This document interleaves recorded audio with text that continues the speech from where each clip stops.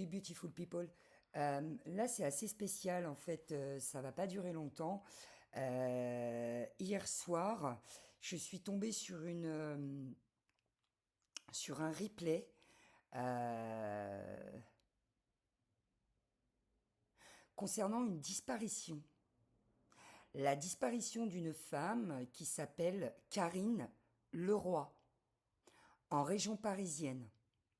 C'est une affaire qui est non résolue jusqu'à maintenant. Voilà. Il se trouve que plus je vieillis, plus on m'envoie vers des disparitions. Me demandez pas pourquoi, j'en sais rien. Voilà. Karine Leroy. J'ai pas tout regardé. J'ai regardé, c'est un documentaire qui dure à peu près une cinquantaine de minutes. Un documentaire qui dure à peu près une cinquantaine de minutes, d'accord. Et je me suis arrêtée. Déjà parce que c'est prenant. C'est prenant. Je vis le truc. Je vis intensément le truc. C'est pourquoi je ne regarde pas la télé. Il y a des gens qui sont pyramidales, d'autres qui sont à la verticale. J'en ferai une vidéo. Moi, je suis verticale, je ne suis pas pyramidale. Donc, je ne regarde pas la télé. Vous ne comprenez pas maintenant, je vous expliquerai dans le temps. Simplement pour vous dire que on m'envoie vers des disparitions. Voilà, vers des gens qui ont disparu. C'est comme ça. Et il se trouve que beaucoup de gens disparaissent. Il se trouve que j'ai lu un truc qui disait que 10 000 personnes disparaissaient, pardonnez-moi, chaque année. Et il me semble qu'il y a seulement à peu près 1000% qui sont retrouvés. Imagine. Alors, disparition de la personne, disparition, la personne est décédée, disparition, il lui est arrivé quelque chose. Voilà. Donc là, c'est une disparition, en fait, de cette fille, Karine Leroy. Et il se trouve qu'elle a une jumelle qui s'appelle Nathalie Leroy. Si vous tapez, vous googlisez Karine Leroy disparition, vous allez voir le documentaire, ok? Et il se trouve qu'elle a une sœur qui est une jumelle, donc c'est très difficile parce qu'on a l'impression que, tu vois, c'est Karine. Donc j'ai dû arrêter la vidéo parce que j'ai été prise. Brièvement, c'est une fille en fait de 19 ans qui est partie un matin au lycée, ok? Elle est partie au tabac acheter ses clopes et on l'a plus revue. On l'a plus revue. Je voulais juste faire cette vidéo parce qu'on me dit, on me répète, attention, je ne détiens aucune vérité. Il faut bien se le mettre dans la tête. Je peux me tromper, d'accord? Mais il se trouve que, effectivement, quand on continue dans le documentaire, on nous dit qu'elle a certainement dû connaître la personne parce qu'elle a été retrouvée un peu plus loin, à quelques kilomètres, d'accord, dans les bois. Euh, et apparemment, elle serait montée dans la voiture de quelqu'un qu'elle connaît. Oui, elle connaît cette personne. Et je voulais juste dire que pour moi, j'aimerais beaucoup contacter sa sœur, Nathalie Leroy. Pourquoi? Parce que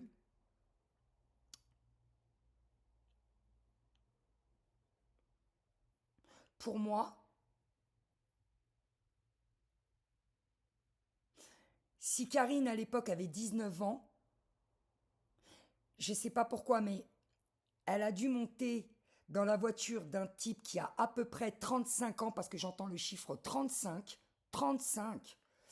Elle a dû monter dans la voiture d'un type qui a à peu près 35 ans, qui est marié, qui était marié ou qui vivait avec quelqu'un. Et là où je me suis arrêtée, c'est quand la copine des jumelles, je ne sais plus son nom, disait que Karine était pudique, que c'était pas une nana extravertie, tout ça, nanana. Oui, mais vous savez, les gens, on a beau les voir, comment dire, euh, je sais pas si j'ai dit 2 minutes avant introverti J'ai dû couper parce que mon chien dort et il pleure et j'aime pas quand il pleure. Euh, voilà. Alors, donc oui, à un moment donné, donc il y a une copine des jumelles qui dit que Karine était introvertie et qu'elle n'aurait pas pu se permettre. Je voudrais simplement dire à des gens que c'est pas parce que vous voyez une personne introvertie, d'accord, qu'elle n'a pas son propre monde, qu'elle ne fait pas ses affaires à la vue de tous. Vous comprenez ça?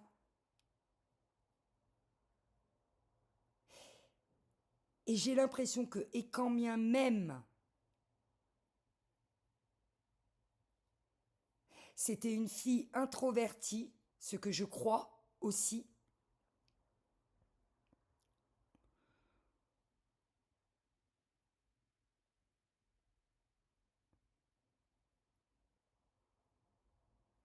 j'ai l'impression qu'elle aimait cette personne. Enfin, elle aimait.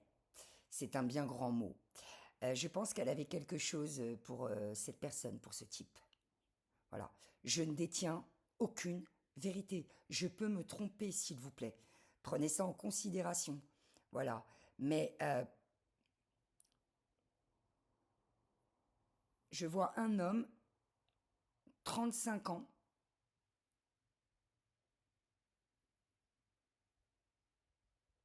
Ouais, je vois un homme, donc 35 ans. J'ai l'impression qu'il était marié ou qu'il avait quelqu'un dans sa vie.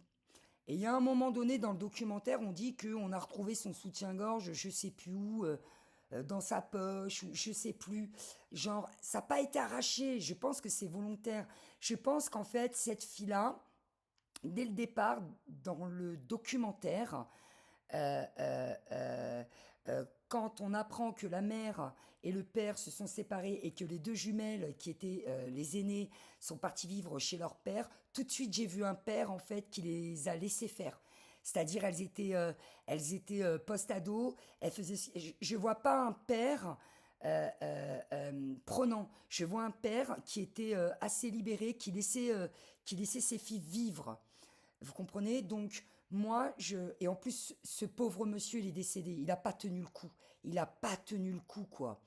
Et je reviens à l'histoire du soutif qu'on a retrouvé. Pour moi, c'est, euh, on peut penser que cette femme-là, que Karine, était, comme je vous dis, introvertie, tout ça, nan. Mais voilà, ça reste une femme. Elle a peut-être pas envie aussi de, peut-être aussi que du fait que le type soit avec quelqu'un ou marié, peut-être qu'elle n'avait pas aussi envie de le dire au public. En plus du fait d'être introvertie, elle voulait garder ça pour elle, son petit secret. Voilà, c'est tout ce que j'ai à dire sur cette vidéo. Euh, j'ai des questions à poser à la sœur. J'aimerais lui poser des questions à la sœur parce que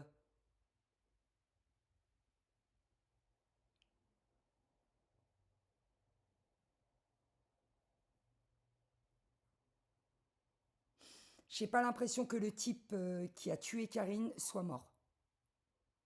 Voilà.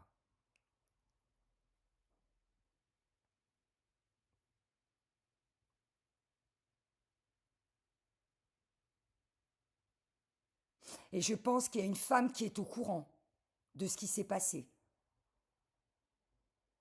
Je pense qu'il y a une femme qui est au courant de ce qui s'est passé. Voilà. C'est tout ce que j'ai à dire. Je répète parce que c'est quand même un sujet qui est très sensible. On ne peut pas rire avec ce genre de sujet. D'accord. Euh, on ne peut pas rire avec ce genre de sujet. Donc je prends les choses avec beaucoup de pincettes. Je ne suis que médium. Je ne vous demande pas de croire. On s'en tape, en fait. Mais quand c'est là, il faut que je le sorte. C'est comme ça. Et, euh, et voilà. Je vous remercie et je vous dis à très bientôt. Merci, au revoir.